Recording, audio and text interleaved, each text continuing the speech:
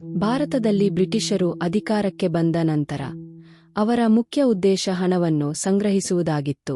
ಅದರಲ್ಲೂ ವಿಶೇಷವಾಗಿ ಭೂಮಿಯಿಂದ ಬರುವ ಆದಾಯವೇ ಅವರ ಆರ್ಥಿಕ ಶಕ್ತಿಯ ಪ್ರಮುಖ ಮೂಲವಾಯಿತು.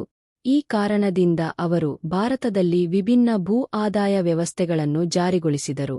ರೈತರಿಂದ ತೆರಿಗೆ ವಸೂಲು ಮಾಡುವ ಹಲವು ವಿಧಾನಗಳನ್ನು ಅವರು ಬಳಸಿದರು. ಅವುಗಳಲ್ಲಿ ಪ್ರಮುಖವಾದವು ಪರ್ಮನೆಂಟ್ ಸೆಟಲ್ಮೆಂಟ್, ರಾಯತ್ವರಿ ವ್ಯವಸ್ಥೆ ಮತ್ತು ಮಹಲ್ವಾರಿ ವ್ಯವಸ್ಥೆ. ಮೊದಲನೆಯದಾಗಿ ಲಾರ್ಡ್ ಕಾರ್ನ್ವಾಲಿಸ್ ಅವರು ಪರ್ಮನೆಂಟ್ ಸೆಟಲ್ಮೆಂಟ್ ಅನ್ನು ಜಾರಿಗೆ ತಂದರು. ಇದು ಮುಖ್ಯವಾಗಿ ಬೆಂಗಾಲ್, ಬಿಹಾರ ಮತ್ತು ಒರಿಸ್ಸಾ ಭಾಗಗಳಲ್ಲಿ ಜಾರಿಯಾಯಿತು. ಈ ವ್ಯವಸ್ಥೆಯಲ್ಲಿ ಜಮೀನ್ದಾರರನ್ನು ಮಧ್ಯವರ್ತಿಗಳಾಗಿ ನೇಮಿಸಿ ರೈತರಿಂದ ತೆರಿಗೆ ಸಂಗ್ರಹಿಸುವ ಅಧಿಕಾರವನ್ನು ಅವರ ಕೈಯಲ್ಲಿ ಒಪ್ಪಿಸಲಾಯಿತು.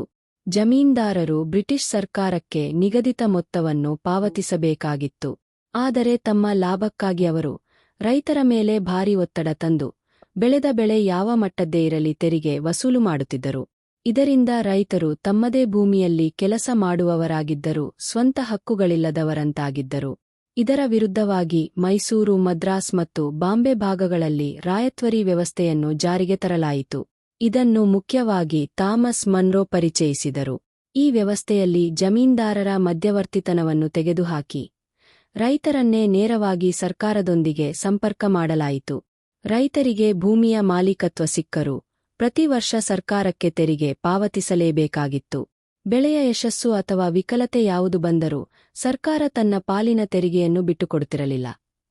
ಈ ಕಾರಣದಿಂದ ರೈತರು ಸಾಲದ ಹೊರೆ ಅನುಭವಿಸಿ ತಮ್ಮ ಬದುಕನ್ನು ಸಾಗಿಸಲು ಕಷ್ಟಪಡುವಂತಾಯಿತು.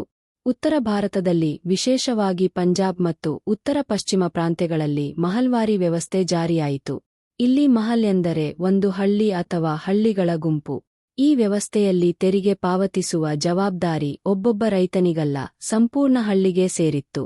ಹಳ್ಳಿಯ ಮುಖ್ಯಸ್ಥರು ಸರ್ಕಾರಕ್ಕೆ ನಿಗದಿತ ಮೊತ್ತವನ್ನು ಪಾವತಿಸಬೇಕಾಗುತ್ತಿತ್ತು. ಹಳ್ಳಿಯಲ್ಲೊಬ್ಬ ರೈತ ಬೆಳೆ ಬೆಳೆಸದೇ ಇದ್ದರೂ ಅಥವಾ ನಷ್ಟ ಅನುಭವಿಸಿದರೂ ಉಳಿದವರು ಸೇರಿ ತೆರಿಗೆ ಪಾವತಿಸಬೇಕಾಗುತ್ತಿತ್ತು. ಇದರಿಂದ ರೈತರ ಮೇಲೆ ಮತ್ತಷ್ಟು ಒತ್ತಡ ಬಿದ್ದಿತು. ಈ ಎಲ್ಲಾ ವ್ಯವಸ್ಥೆಗಳ ಪರಿಣಾಮವಾಗಿ ಭಾರತೀಯ ರೈತರು ಶೋಷಣೆಗೆ ಒಳಗಾದರು. ಜಮೀನ್ದಾರರು ಮತ್ತು ಮಧ್ಯವರ್ತಿಗಳು ಲಾಭ ಪಡೆದರೆ ರೈತರು ಬಡತನದಲ್ಲಿ ಮುಳುಗಿ ಸಾಲದ ಕಾಡಿನಲ್ಲಿ ಸಿಲುಕಿಕೊಂಡರು. ಕೃಷಿ ಉತ್ಪಾದನೆ ಕುಸಿಯಿತು, ಹಲವಾರು ಬಾರಿ ಹಸಿವು ಉಂಟಾಯಿತು. ರೈತರು ತಮ್ಮ ಭೂಮಿಯನ್ನು ಕಳೆದುಕೊಂಡು ಕೇವಲ ಕೂಲಿಗಾರರಂತೆ ಬದುಕಬೇಕಾದ ಸ್ಥಿತಿಗೆ ಬಂದರು.